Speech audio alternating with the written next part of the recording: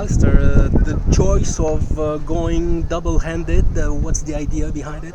Well, the idea behind it was forced upon us a little bit because we were going to be sailing with 4. Unfortunately, one guy let us down due to some other commitments, and then we were meant to be sailing also with our sponsor, TQuila, the owner of that, and unfortunately he was unable to make it due to some business arrangements.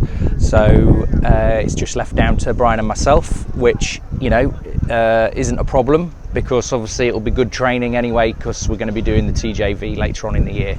So that's why there's 2 of us. All right, very good, very good. Brian was telling us that in your career this is probably one of the slowest boats you've ever sailed, is that right? Yeah, this is the slowest boat I've ever sailed, yes. And yet, yeah, I mean, they're a nice boat because the design is nice and simple, and considering it's such a simple design, the boats do go really well.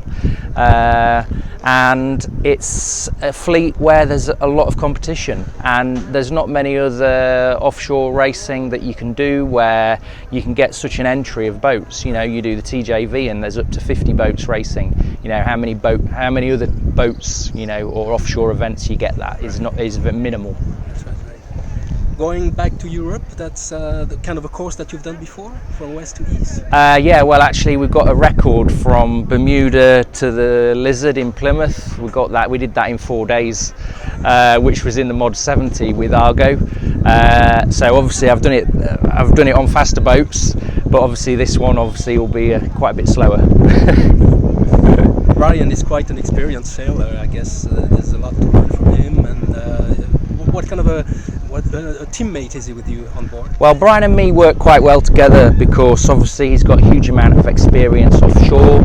I've come obviously from sort of a high performance racing background and short course racing with America's Cup and things. And now obviously as I'm getting older, I've decided to start to enjoy doing offshore. It's more of a sort of it's more demanding on myself, managing myself. I enjoy looking after boats, so when you're offshore you're always managing the assets.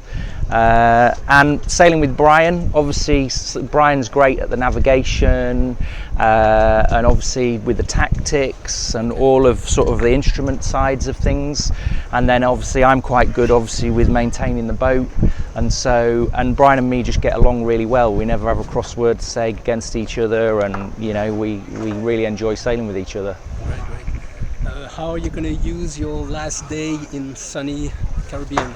Well, we're going to go sailing. We've got a brand new mainsail that we we were actually trimming the battens yesterday, so it's not the most ideal preparation, but obviously the boat we bought, the old mainsail had done over 4 years, and so we were really concerned that it would actually make another Atlantic crossing.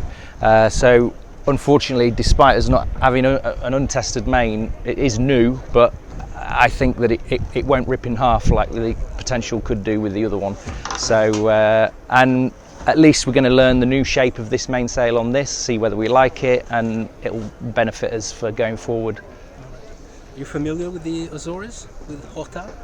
No, never been to the Azores. So obviously Brian, with his wealth of experience, has been there plenty of times. A man who's been to every port, I think. So yes, I mean, it's meant to be a really stunning place, so looking forward to going to it.